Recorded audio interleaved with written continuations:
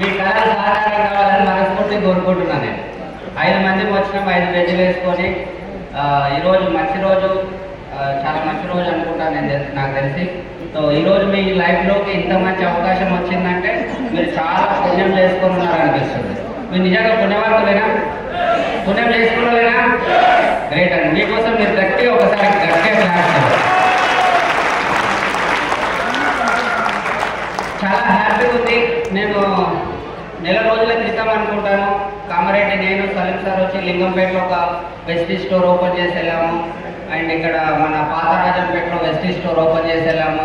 మళ్ళీ వెళ్తూ ఎల్లారెడ్డిపేటలో ఒక స్టోర్ ఓపెనింగ్ చేసాము. ఒకటే రోజు 3 స్టోర్ ఓపెనింగ్ చేసి వెళ్ళాము. ఇదే లైన్లో లింగంపేట స్టార్ట్ అయ్యి రాజంపేట నుంచి ఎల్లారెడ్డిపేట 3 స్టోర్లు ఒకటే రోజు ఓపెనింగ్ చేసిపోయినాం. ఒక నెల అవుతుంది అనుకుంటా, నెల 2 నెలల క్రితం. మీకోసం, మీ సక్సెస్ కోసం ఆల్రెడీ అదే బిడ్డ ఉండకముందుకే పాలు రెడీ అయినట్టు మీరు జైలు కాకముందుకే స్టోర్లో చేసినాయి. 3 పెద్ద స్టోర్లు 15 లక్షలతో పెట్టారు. వాళ్ళ కోసం ఒక్కసారి గట్టిగా క్లాస్ చేస్తాం. నిజంగా ఈరోజు చాలా హ్యాపీగా ఉంది. ఈరోజు ఏదైతే రికగ్నిషన్ జరుగుతుందో, కానీ ఒక 5 సంవత్సరాల క్రితం వెనక్కి వెళ్తే మా జీవితం మొత్తం అయోమయం.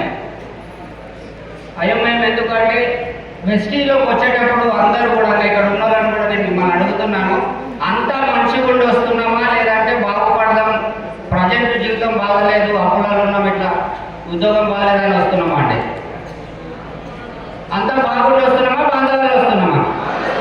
అంతా బాగుండి వస్తున్నామా, బాధలు వస్తున్నామా? మీరు బాధలు అంటున్నారా, బాగుండి అంటున్నారా? బాధలు. Okay, correct వినబడుతున్నా. సో నేను కూడా బాధలు ఉంటే వచ్చాను. కొంచెం అప్పు ఉండే నాకు. ఆ అప్పు నేను ట్యాక్సీ డ్రైవర్ ఉంటే హైదరాబాద్లో ఎయిర్పోర్ట్లో నేను సలీం సార్, ఇక్కడ భగవాన్ సార్ ఉన్నాడు. మేమంతా ట్యాక్సీ డ్రైవర్ ఉంటే హైదరాబాద్లో పనిచేస్తుంటే మా భార్య నాకు హైటెక్ సిటీలో ఓన్ హౌస్ ఉండే, అక్కడ 2 రూములు రెంట్కి ఇచ్చి 2 రూమ్లలో మేము ఉండి ఒక షెటర్లో మళ్ళీ షాప్ పెట్టుకుంటుంటే మేము కిరాణం షాప్ అని, ఫ్యాన్సీ స్టోర్ అని, తర్వాత కిరాణం స్టోర్ అని, అండ్ లాస్ట్ పెండింగ్ కూడా పెట్టినాము. అట్లా పెట్టే క్రమంలో ఏమైపోయిందంటే కాంపిటీషన్స్ వల్ల మా బిజినెస్ లాస్ అయి 17 లక్షలు అప్పు అయిపోయి ఆ ఇల్లు అమ్ముకోవాల్సి వచ్చింది నాకు. నేను అప్పటికి వెస్టీలోకి వచ్చి ఏడాది నడవకు ఎంతో అవుతుంది. ఆ ఏడాది కొంచెం అటు ఇటు అవుతుంది. ఈ స్టేజ్ మీదకి వచ్చిన వాళ్ళందరినీ చూసినప్పుడు ధైర్యం వస్తుంది ఇట్లా చూస్తే, కానీ లోపల మాత్రం భయం ఉంది. వాళ్ళు సక్సెస్ అయిపోయినా నేను సక్సెస్ అవుతానో లేదా. అట్లా ఇల్లు అమ్ముకొని బయలుదేరినాము. ఇల్లు అమ్మిన తర్వాత చాలా బాధ అనిపిస్తున్నది. పొద్దుగాల 3 గంటలకే ఎవ్వరు కనబడకుండా ఇల్లు కాల్ చేసిపోదాం అనిపించింది. అర్థమవుతుందా? ఎందుకంటే ఇంటి పక్కలు వాళ్ళని చూస్తే ఇజ్జత్ అవుతుంది, ఏమనుకుంటారు అనే ఆ బాధకి. కానీ ఆటో అయినా లేట్ చేసిండు, 3 గంటలకు వచ్చిండు మధ్యాహ్నం. ఆ సామాన్ అంతా చదువుకున్నాము, టాటాయిస్లో పెట్టినాము. టాటాయిస్లో పెట్టి బయలుదేరేటప్పుడు ఇల్లు అమ్మినామంటే అంతకుముందు బంగారం పోయినట్టేనా కాదు? అంతకుముందే నడిపించే కారు ఇవన్నీ రోడ్డు మీదకి వచ్చినా మేము ఏం లేవు మా దగ్గర. సమాజంలో గౌరవం పోయింది. ఇల్లు అమ్ముకున్నందుకు చుట్టాలు గౌరవం ఇస్తారా సార్? దోస్తులు గౌరవం ఇస్తారా సార్? ఎవరు ఇవ్వరు. అట్లా బయలుదేరినప్పుడు నా దగ్గర ఏం లేదు. ఒక తెల్ల స్కూటీ ఉంది, హోండా యాక్టివా. వెస్టీ బిజినెస్ కోసమే తీసుకున్నది. యాక్టివ్ మీద అయితే కాళ్ళ మధ్యలో కాటన్ పెట్టుకోవచ్చు, బోర్డు పెట్టుకోవచ్చు, హ్యాపీగా రావచ్చు. బైక్ అయితే గేర్లు వేయాలని చెప్పేసి యాక్టివ్ ఉండే, దీనికోసమే తీసుకున్నా, వెస్టీజ్ కోసం. మా స్కూటీ మీద నేను, మా భార్య, మా కొడుకు, మా బిడ్డ పట్టట్లేదు. 4 పడతాం ఒకసారి యాక్టివ్ మీద. సిచ్యువేషన్ బాగాలేదు కాబట్టి 3 కూర్చున్నాం. మా కొడుకుని టాటాయిస్లో కూర్చోబెట్టినాము. కానీ సిచ్యువేషన్ ఎట్లా ఉందంటే చాలా బాగుంది. ఎందుకంటే ఎంతో కష్టపడ్డాం, నేను నా భార్య ఇద్దరం కష్టపడ్డాం. మేము ఇంకా నాకంటే ఎక్కువ పని చేపించింది అనిపిస్తుంది. ఎందుకంటే మేము కుడుతుండే, పిల్లల్ని రెడీ చేస్తుండే, పిండి కింద పడుతుండే, మధ్యలో ఖాళీ టైం ఉండే పాలు పీకోలు, జాకెట్లు కుడుతుండే. ఆమె అంత పని చేసినా బాగా ఇల్లు అమ్ముకోవాల్సి వచ్చింది. అది బాధ. ఇల్లు అమ్మినందుకు బాధ కంటే మా వాళ్ళు ఏమనుకుంటున్నారు అని బాధ. అట్లా బాధలో రోడ్డు మీద బయలుదేరినప్పుడు నా పరిస్థితి ఎట్లా ఉందంటే మొత్తం ఇట్లా దుఃఖంతో నేను నిండిపోయి రోడ్డు మీద పోతుంటే పిచ్చి ఆలోచనలు వస్తున్నాయి. ఏమని అంటే ఎంతకెళ్ళి ఒక లారీ వచ్చి గుద్దేస్తే బాగుండు, ఒక సెకండ్లో పానం పోతే బాగుండు అని చూస్తున్నాను. ఎందుకు అంటే నన్ను నమ్మే పరిస్థితి ఎవ్వరూ లేరు. చుట్టాలు నమ్మరు, ఎందుకంటే ఇల్లు అమ్ముకున్నామని. దోస్తులు నమ్మరు. లాస్ట్ నా భార్య కూడా నమ్మతుందో నమ్మదన్న సిచ్యువేషన్లో ఉన్నాను. అర్థమవుతుందా? ఎందుకు భార్య నమ్మసారి నీ భార్యనే కదా అని మీరు అంటుండొచ్చు. నా భార్య అయినా సరే పెళ్ళైన 15 ఏళ్ళ కుండీళ్ళు అమ్మితే ఏ అమ్మాయికైనా నమ్మకం ఉంటుందా సార్? ఉంటుందమ్మా? అక్కడ మా అమ్మ మా చెల్లెలు ఉన్నా కూడా అదే సిచ్యువేషన్. అదే నేను నమ్మకం వస్తే ఇల్లు వేసిన మమ్మల్ని రోడ్డు మీద నిలబెట్టినాం. మళ్ళీ నా బిడ్డ అప్పటికే 5వ తరగతి, నా బిడ్డ, నా కొడుకు 5వ తరగతి, పెద్దోళ్ళే, మరీ చిన్నోళ్ళు కూడా కాదు. అట్లాంటి సిచ్యువేషన్ నుండి నేను ఇల్లాన్ని రోడ్డు మీద పోతున్న బాధ, ఒకటే బాధ. రాత్రి పోయి రైలు పట్టాల మీద పడుకుందామా, లేకపోతే ఇంకేదైనా చేసుకుందామా, ఇంకేదైనా ఇట్లా పిచ్చి పిచ్చిగా ఆలోచన. ఎందుకంటే ఎవరితో మాట్లాడటం కూడా లేదు. ఎవరికి ఫోన్ చేసి ఇల్లు అమ్ముకున్నామంట కదా, ఎవరికి మాట్లాడిన కారు అమ్ముకున్నామంట కదా, అందరు ఇదే అడుగుతున్నారు. కానీ నా గురించి అది ఎంత బాధ. మళ్ళీ ఇంకోటి కష్టపడి కొనుక్కుని ఇల్లు అమ్మినాం మేము. అంత బాధలు పిచ్చి పిచ్చి ఆలోచనలు ఉన్నాయి. ఆ రోజు నాకు కూడా ఎవ్వరు లేరండి, ఎవ్వరు లేరు, ఎవరు లేరు, అసలు ఏం లేదు, శూన్యం బతుకు. కానీ ఆ రోజు నిజం చెప్తున్నా, మా గ్రేట్ నా వెనకాల ఉన్న 3 మన గ్రేట్ అప్లైన్ వెస్టీజ్ మిన్నింగ్ మా 3 ఉండే. అంటే నా వెనక ఏం లేకుండే. ఒకసారి గట్టిగా క్లాస్ ఇచ్చారు అప్లైన్కి వెస్టీజ్ మిన్నింగ్. ఏం లేదు, శూన్యం బతుకు. అప్లైన్ ఫోన్ చేస్తున్నా, సార్ ఏంటి సార్ నా పరిస్థితి అంటే, అప్లైన్ అంటున్నాడు ఏం కాదు మనం చేద్దాం, మనం నిలబెడదాం, మనం చేద్దాం, ఏం కాదని భరోసా ఇస్తున్నాడు.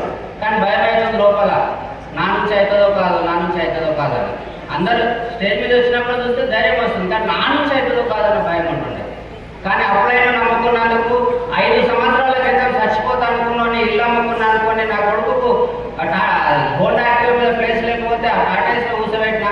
కానీ కరెక్ట్ 5 సంవత్సరాలు తిరిగేసరికి ఈరోజు ఏదైతే టాటాస్లో కూర్చున్నాడో నా కొడుకు ఈరోజు బెంచ్ కారులో తిరుగుతున్నాడు. జస్ట్ 5 ఏళ్ళు తిరిగేసరికి బెంచ్ కారులో తిరుగుతున్నాడు. ఆ రోజు 120 గజాలు ఇల్లు అమ్మినా, ఈరోజు 275 గజాలు ఇదే రోడ్లో, మన హైవే రోడ్లో, హైదరాబాద్ రోడ్లో, మేడ్చల్లో నేషనల్ మార్ట్ ముందరనే మాకు ఇల్లు. ఎవరైనా వచ్చిన వాళ్ళు చూడవచ్చు, నేను ఓపెన్గా అడ్రస్ చెప్తున్నా. నేషనల్ మార్ట్ ఆపోజిట్ గల్లీలో 2 రైట్లో 2nd హౌస్ మాది. దాదాపు 3.5 నుంచి 4 కోట్ల రూపాయలు పెట్టి ఇల్లు కడుతున్నా. ఆల్రెడీ స్లాబ్లు అయిపోయినాయి, గోడలు అయిపోయినాయి, ఇంకా ప్లాస్టింగ్ పని అవుతుంది. ఎన్ని కోట్లు? 3-4 కోట్లు పెట్టి. అదే కాదండి, 300 గజాల స్థలం ఈ ఇల్లు కట్టేది కాకుండా వెనకాల కొన్నా, అవతల కరీంనగర్ రోడ్లో 150 గజాలు కొన్నా, విజయవాడ రోడ్లో 200 గజాలు కొన్నా, కర్నూలు రోడ్లో 300 గజాలు కొన్నా. వెస్టీజ్ నమ్ముకుంటే 5 ఏళ్ళు తిరిగేసరికి 5-6 కోట్ల రూపాయలు మనం సంపాదించిన. చచ్చిపోదాం అనుకున్నాను, 5-6 కోట్లు. ఆ రోజు అప్లైన్ నమ్మకుంటే నా బతుకుంటుండేనా? ఉండకుండే. కాబట్టి ఈ అప్లైన్ అంటే ఎవరు సార్ మరి మాకు తెలియదని మీరు అడిగితే, ఈ రోజు మిమ్మల్ని ఫోన్లు చేసి పిలిచిండ్రు చూడండి, అన్న రాలే ఒక మీటింగ్ ఉంది, సార్ వాళ్ళు వస్తున్నారు అని చెప్పారు చూడండి, వాళ్ళే మీ అప్లైన్. వాళ్ళ కోసం ఒకసారి గట్టిగా క్లాస్ చేయండి. అండ్ వాళ్ళ చేయి పట్టుకోండి, మీ జీవితం మాత్రం మా జీవితం లాగా. ఈరోజు 5 బెంచ్ కార్లలో వస్తుంటే అందరు చూస్తున్నారు. కామారెడ్డి చౌరస్తా మీదకి వెళ్ళి వచ్చినాం, మెయిన్ చౌరస్తా ఎంట్రన్స్లో అందరు చూస్తున్నారు. నాకు చాలా హ్యాపీ అనిపించింది. ఎందుకు అంటే ఈ 5 బెంచులు ఎవరు మీకు తెలిసిన వాళ్ళు ఎంతమంది 5 బెంచులు కొన్నారు సార్? మీకు తెలిసిన వాళ్ళు నార్మల్ కారు 5 మంది కొన్నారా సార్? మీ ఫ్యామిలీలో మీ దోస్తులలో ఎవరైనా కొన్నారా సార్? నార్మల్ కారు మీ దోస్తులలో ఎవరైనా 1,00,000 రూపాయలు సంపాదిస్తున్నారా సార్? 5-6 మంది. కానీ వెస్టీజ్ నమ్ముకున్నాం, విన్నింగ్ టీమ్ నమ్ముకున్నాము, ఈరోజు 5 బెంచ్ కార్లు వచ్చినాయి. అవి తీసుకొని వచ్చినాం కదా. మీకు నిజం చెప్తుంది మాట, మీకు మళ్ళీ చెప్తున్నా, ఈ బెంచ్ కార్లు మాకు వచ్చినాయి చూడండి అని ఇట్లా చూపించుకోనికి రాలే. మేము ఇంత సిచ్యువేషన్లో ఉండి కూడా చేయగలిగినామంటే, మీకు చిన్న చిన్న అప్పులు ఉన్నా, లేకపోతే పిల్లలు చదువులకున్నా, ఏ ప్రాబ్లం ఉన్నా మమ్మల్ని చూడండి, మా చేయి పట్టుకోండి, మీకు కూడా వస్తుంది అన్న నమ్మకం ఇవ్వడానికి ఇక్కడ వస్తుంది. నమ్మకం కుదురుతుందా? మీరు అనుకోవచ్చు 5-6 కోట్ల సంపాదించిండు శ్రీనివాస్ అన్న, ఎంత చదివిండో, పెద్ద చదువు అట్లేం లేదు. నేను చదువుకున్నది 7వ తరగతి. ముంగట ఇంగ్లీష్ పేపర్ పెడితే ఇంగ్లీష్ రాదు నాకు. నీ ముఖం ఇంగ్లీష్ పేపర్ ముఖం ఇద్దరు కలిపి చూస్తాను. అర్థమవుతుందా? అట్లాంటి సిచ్యువేషన్. మరి మీరు అడగవచ్చు, సార్ మరి మీ తన పైసలు లేదు, గౌరవం లేదు, మరి ఎట్లా బిజినెస్ చేసినావు మాకు కూడా కొంచెం చెప్పు అని అడగవచ్చా? నేనేం చేసినంటే, నాకు బాధ ఉంది. ఆ బాధతో అన్న నేను ఇల్లు అమ్ముకున్నా, కారు అమ్ముకున్నా, తర్వాత రోడ్ వెస్టీజ్లో జాయిన్ అయినా నాకన్నా జాయిన్గా ఎంతమంది జాయిన్ అవుతారు సార్? ఎంతమంది జాయిన్ అవుతారు? ఎవరు జాయిన్ కాదు. నువ్వు నాశనమైంది కాకుండా మాకు కరెక్టా కాదా? ప్రతి ఒక్కరికి బాధలు ఉంటాయి, కానీ బాధలు చెప్పేటోళ్ళు ఇష్టమా నవ్వేటోళ్ళు ఇష్టమా? మీకు బాధలు చెప్పేటోళ్ళ నవ్వేటోళ్ళ? కొంచెం గట్టిగా చెప్పండి. నవ్వేటోళ్ళే ఇష్టం. అందుకని నేనేం చేసిన అంటే బాధలంతా కడుపులో పెట్టుకున్నా, ఎవరికి చెప్పొద్దు నా బాధ. కడుపులో పెట్టుకొని ముఖం మీద నవ్వు తెచ్చుకున్నా. నవ్వడం స్టార్ట్ చేసిన అన్న నేను బయట బిజినెస్లో లాస్ అయ్యి ఇలానే అదన్నా కానీ 5 ఏళ్ళలో నేను బెంజికాల్లో తిరుగుతాను నడువు అని చెప్పి స్టార్ట్ చేసిన. అర్థమవుతుందా? అండ్ ఇదే కాదంటే మరి పైసలు ఎట్లా అర్థం చేసినావు అన్నాడు. అప్పుడాలు ఇల్లు అమ్ముకున్నావు కదంటే బిజినెస్లో పైసలు అడగొద్దు, అప్లైన్ అడగొద్దు, డౌన్లైన్ అడగొద్దు. మీరు కూడా ఎవరికి ఇవ్వద్దు. అది కార్డినల్ రూల్స్. ఏం చేసేది బయట తెచ్చుకునేది, బయట తెచ్చుకుని దాన్ని పొదుపుతోనే వాడుకునేది. ఒక 100 రూపాయలు ఉన్నది అనుకోండి, ఫుల్ మీల్స్ తింటే అయిపోతుంది. ఫుల్ మీల్స్ తింటే అయిపోతుంది. నేనేం చేసేది, వద్దు ఫుల్ మీల్స్ తినొద్దని 2 సమోసాలు 6 సమోసాలు ఒక ఛాయ్ తాగి 30 రూపాయలు ఖర్చు చేసి 70 రూపాయలు పెట్రోల్ పోసుకొని నడిపించిన. కాబట్టి ఈరోజు 5-6 కోట్ల రూపాయలు సంపాదించిన. ఉన్న దాంట్లో చదువుతున్నా. అర్థమవుతుందా? అండ్ అదే కాదండి, నాకు బాధలు ఉన్నాయని చెప్పేసి చినిగిపోయిన ప్యాంటు, చినిగిపోయిన షర్టులు ఇట్లా గడ్డం పెంచుకుంటే బాగుంటుందా? నీట్గా ఉంటే బాగుంటుందా? నీట్గా ఉండాలి. కాబట్టి మా దాంట్లో ఉన్న పైసలలో 300 ప్యాంటు, 300 తెల్ల షర్టు, 300 షూలు వేసుకున్నాం. ఉన్న దాంట్లో చదువుకున్నాం కాబట్టి ఇంత సంపాదించినాము. డబ్బులు లేకపోతే ఎక్కడ అన్నదానమైన నేను తిన్నా. నేను సిగ్గు లేకుండా చెప్తున్నా. ఎందుకంటే ఎవరు వచ్చి మనకి ఇయ్యరు. ఏ అన్నయ్యడు, ఏ తమ్ముడు ఇయ్యడు. నాకు అట్లా ఎవరు లేదు నాకు. అయినా సరే చెప్తున్నా, ఎవరు ఇస్తారు? ఇచ్చినా కూడా రేపు అన్నాడు వెళ్ళిపోతారు. ఇస్తాను. కాబట్టి ఏం లేని సిచ్యువేషన్లో అన్నదానాలు అయితే తిన్నాం. హైదరాబాద్లో 5 రూపాయల భోజనం ఏడాడు దొరుకుతుంది నాకు తెలుసు. 5 రూపాయలకు భోజనం దొరుకుతుంది. ఎంతమందికి తెలుసు? హైదరాబాద్లో 5 రూపాయలు ఇస్తే ఒక కప్పు, 10 రూపాయలు ఇస్తే 2 కప్పులు పెడతారు. మామిడికాయ చట్నీ, ఒక నీళ్ళ చారు, మంచిగా చారు. అట్లాంటి అన్నం తిని బిజినెస్ చేసినాము. అర్థమవుతుందా? అట్లా బిజినెస్ చేసినాం. అండ్ ఎవరికైనా బిజినెస్ చెప్పేటప్పుడు ఒకటి నేను డిసైడ్ అయినా, ఏమని, ఈ బిజినెస్ చేయాలంటే మొహమాటం వదిలేయాలి. ఏం వదిలేయాలి?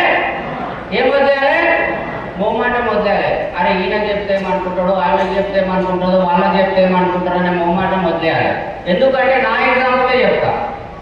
నేనున్న సలీం సార్కు అయ్యో శ్రీనివాస్ లేదు, ఐడెన్సిటీ ఇల్లు ఉంది, పెళ్లికి నడుస్తుంది, మంచిగా ఫ్యాన్సీ స్టోర్ ఉంది, ఎందుకు ఆయన ఏమనుకుంటాడు అని అంటే నేను నా అప్పులకు ఉంటుండేనా పోతుండేనా?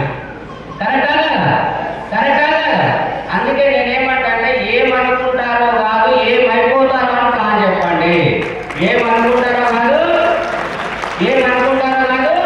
ఏమైపోతారో అని ప్లాన్ చెప్పండి. ఒకసారి నేను అడుగుతా, మీరు చెప్పాలి. ఏమనుకుంటారో కాదు,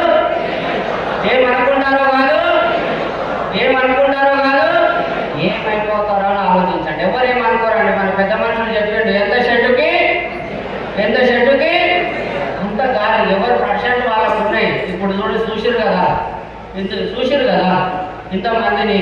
ఆయన ఉద్యోగం పోలీసు ఉద్యోగం అనుకున్నాం, కానీ ఆయన పరిశాన్ ఆయనకున్నది. మనకు తెలియదు. ఆయనకేంది పోలీసు ఆయనని వాళ్ళు అప్లైని పట్టించుకోకపోతే ఆయన ఈరోజు. అర్థమవుతుందా? అండ్ వెస్టీజ్ బిజినెస్ నాకు చాలా ఈజీ అంటే ఈజీ అనిపిస్తుంది. ఎట్లా సార్ అంటే, ఒక పోలీస్ కావాలంటే ఏం కావాలి?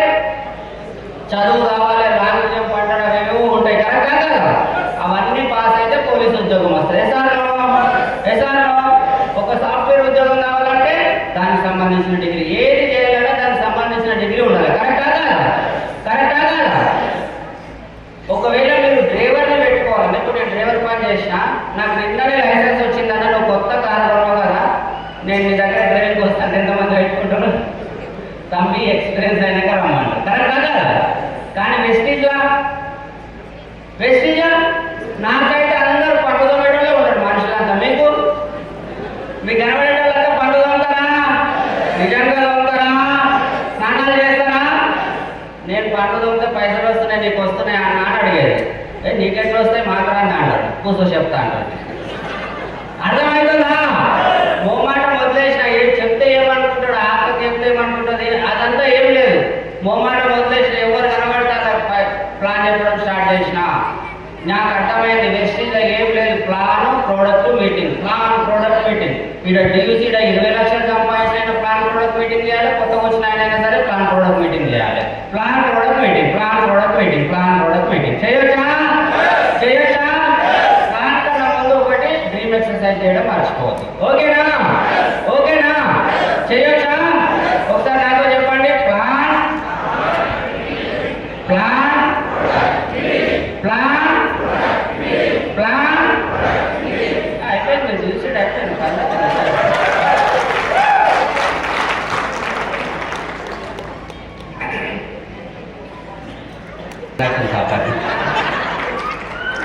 జర గట్టి కొట్టండి, మీకే పైసలు వస్తాయి.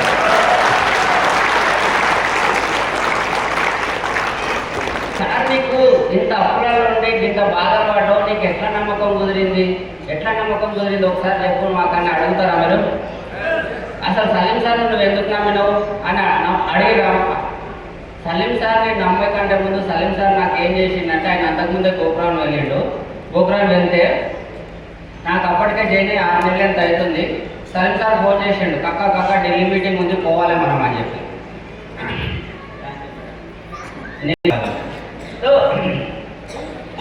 సలీం సార్ ఢిల్లీ పోదాం కాక, చాలా మంచి మీటింగ్ ఉంటుందంటే, ఢిల్లీకి ఇట్లా నేను రాను సార్, నాకు వెస్టీజ్ మొత్తం అర్థమైపోయింది, నేను ఇట్లా చేసేస్తా, ఇక అయిపోయింది, నాకు 10 లక్షలు 20 లక్షలు సంపాదిస్తా, ఢిల్లీకి రమ్మని చెప్పకు. కానీ నాకు ఎవ్వరు ఇంటలేరు, మన మరుగుమందని ఇంకా మంత్రమన్న చెప్పన్నాడు. అంత తెలుసు కానీ ఎవరు ఇంటలేరు. మీ పరిస్థితి కూడా అదేనా? అంటే ఇంత 10 మందికి చెప్తే నేను కూడా దంటే, కానీ ఎవరు ఇంటలేరు. ఇంత ఈజీ బిజినెస్ అనిపించింది. సలీం సార్ కూడా ఏం చేసేడు, మరుగుమందాడ ఢిల్లీలో దొరుకుతుంది నడువు అన్నాడు. నేను డిసైడ్ అయినా, 4 కిలోలు ఎక్కువనే తెచ్చుకుంటాను. వస్తుంది అంత దూరం పోయినా. మన మరుగుమందన్న మంత్రమన్న ఎట్లా అంటే, ఓం చుప్పు అనగానే జయం కావాలి, 10 నుంచి సామాన్ చెప్పాలి అంతేగా. లేదంటే నీళ్ళలో 2 డ్రాప్లు వేస్తే తెచ్చేపో అనాలి. అట్లా అనుకున్నాం. అక్కడికి వెళ్ళిన తర్వాత అర్థమయ్యింది, అందుకే నేను పట్టుకొని ఉన్నా, ఇంత సంపాదించిన. అక్కడికి వెళ్ళిన తర్వాత అర్థమైంది, లేకపోతే నేను వెస్టీలోనే ఉండకుంటే, ఎవ్వరికి వెళ్ళకపోతే నేను వెస్టీలోనే ఉండకుంటే. అర్థమవుతుందా? అర్థమవుతుందా? మీరు రావడానికి సిద్ధమా? ఎవ్వరికి రండి, జీవితం మార్చుకోండి, మొమ్మాటం పడకండి. వెస్టీజ్ బిజినెస్ ఆయన బయట పోయి చెప్పడానికి వెళ్తే మీకు కొంతమంది కొన్ని క్వశ్చన్స్ అడుగుతారు. చెప్పగానే అన్న నేను ఈరోజు మీటింగ్ వచ్చినా అంటే, ఏ మీటింగ్ అంటే వెస్టీజ్ అని అడుగుతారు వాళ్ళే. అంటే అవును నీకే తెలుసు, నీకు ఇప్పుడే సార్, నాకు ఎప్పుడో. ఎంతమంది అంటున్నారా? ఓయమ్మ, ఇంతమందికి అంటున్నారా? నీకు ఇప్పుడే తెలుసు, మాకు ఎప్పుడో తెలుసు అని అంటున్నారా? నిజంగా అంటున్నారా? అయ్యో రామా, మరి మీరేం చెప్తున్నారు? అన్నకు ముందు తెలుసా అని వదిలేస్తారా? అట్లా అడగకండి. నీకు ఎప్పటి నుంచి తెలుసా అని అడగండి. 6 నెలల ముందు తెలుసా, ఏడాది ముందు తెలుసా, 2 ఏళ్ల ముందు తెలుసా అని అడగండి, వాళ్ళే చెప్తారు. మళ్ళీ ఇంకో క్వశ్చన్ అడగండి, నిజంగా వెస్టీజ్ ప్రోడక్ట్స్ బాగుంటాయా? నిజంగా బాగుంటాయా? ప్రోడక్ట్ బాగుంటాయా? అందులో పోతే సక్సెస్ అవుతారా? వాళ్ళు కూడా సక్సెస్ అవుతారు కదా, తమ్మి కొంచెం కష్టపడాలి అంటారా? మీరు అదే అనండి, అన్న నీకు 6 నెలల ముందు తెలుసు, 2 ఏళ్ల ముందే తెలుసు కదా, నీ జీవితం ఈ 6 నెలల నుంచి ఏం మారింది, ఆ 2 ఏళ్ల ముందు తెలుసు కదా, ఏమన్నా మారిందా? ఇప్పుడన్నా జాయిన్ అవుతావా, మళ్ళీ ఇంకో 2 ఏళ్ళు టైం వేస్ట్ చేసుకుంటావా అని అడగండి. అడగొచ్చా? ఇంకొంతమంది కలుస్తారు నాకన్నా మేధావులు, మీ వెస్టీజులు అందరూ వెళ్ళిపోతున్నట్టు అంటారు. మీకేమనిపిస్తుంది? ఒక్కసారి ఆలోచించండి. వెస్టీజ్ ఎన్నేళ్ళు అవుతుంది? 20 ఏళ్ళు అవుతుంది. నేను ఒక ఎగ్జాంపుల్గా చెప్తా. మీరు ఒక తాను చిట్టేసారు, నా తాను కాదు, ఒక తాను చిట్టేసారు. ఆ చిట్టి పైసలు ఆయన కనబడతలేడు. ఎవరు దొంగ? చిట్టనే కదా. ఇప్పుడు మీరు అందరూ అందరూ చిట్టేసారు, నేను ఈయన ఉన్నా, మీరు కనబడతలేరు. ఇప్పుడు ఎవరు దొంగ? ఇప్పుడు వెస్టీజ్ ఈయనే ఉంది, 5 బెంజ్ కార్లు ఈయనే ఉన్నాయి, అందరం ఈయనే ఉన్నాం, ఆయన బయటకు పోయింది. ఇప్పుడు ఎవరు దొంగ? నేను అనలేదు, మీరే అంటున్నారు. అర్థమవుతుందా? వాళ్ళే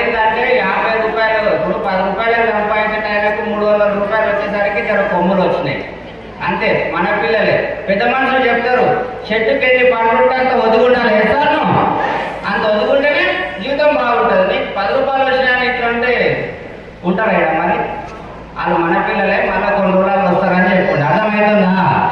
వెస్టీజ్ ఇన్న ఉందా, ఇది బెంజకాలు ఇన్న ఉన్నాయి, మేము చూసి వచ్చినామని చెప్పండి. చేయవచ్చా? చేయొచ్చా? నిజంగా చేయొచ్చా? ఇది ఈజీ బిజినెస్. మొమాటం పక్కన పెట్టి ప్లాన్ ప్రోడక్ట్ మీటింగ్ అని ఒక 2 ఏళ్ళు పని చేసుకుంటే మాకన్నా మంచి లైఫ్ మీకు అవుతుంది. ఓకేనా? ఓకేనా? అండ్ దీంతో పాటు లాస్ట్ ఒక మాట చెప్పి నేను క్లోజ్ చేస్తా. ఎక్కువ టైం తీసుకోండి. మేము అయిపోయింది, నేను కూడా తీసుకుంటాను. మేము 2020లో ఏ సంవత్సరం చెప్తున్నాయినండి, 2020లో ఒక డిసిషన్ తీసుకున్నాం. నేను, సలీం సార్, చరణ్ సార్ వీళ్ళందరం కలిసి ఏమని, సార్ వెస్టీజ్లో మనం జాయిన్ అయినాం కదా, 2025 కంతా ఒక 100-200 కార్లు రావాలి, దాంట్లో 1-2 మర్సిడీస్ బెంజులు ఉండాలి, ఒక 10 మంది డ్యూటీలు ఉండాలి అని ఇట్లా డిసైడ్ అయినాం. ఎప్పుడు డిసైడ్ అయినా? 2020 వచ్చేసరికి మన వెస్టీజ్ ఒక ప్రపంచం క్రియేట్ చేసింది. మేము 100-200 కార్లు అంటే 500 కార్లు వచ్చినాయి. 500 కార్లు. ఒక 10 మంది డివిజన్లు అంటే 22 మంది డివిజన్లు అయినరు. ఒక 1-2 బెంజ్ కార్లు అంటే 7 బెంజ్ కార్లు వచ్చినాయి. ఫారెన్ టూర్స్ అంటే చాలా మంది ఫారెన్ టూర్స్ పోయి వచ్చిండ్రు. ఇప్పుడు థాయిలాండ్ ట్రిప్ మళ్ళీ రిజిస్ట్రేషన్ అవుతుంది. Hello leaders, Thailand trip registration అవుతుంది. అందరు రిజిస్ట్రేషన్ స్టార్ట్ అయింది. మన థాయిలాండ్ ట్రిప్ ఉంది కదా, దాని రిజిస్ట్రేషన్ స్టార్ట్ అయింది. రిజిస్ట్రేషన్ చేసుకోండి మీరు అందరూ. ఎవరెవరు పోతారు అనుకుంటారు? నేను కూడా వస్తాను. మళ్ళీ ఒకసారి మసాజ్ చేయించుకుందాం, థాయ్ మసాజ్. అక్కడ రిజిస్టర్ ఉంటారు. ఏదో అంటారు, స్వాతిక.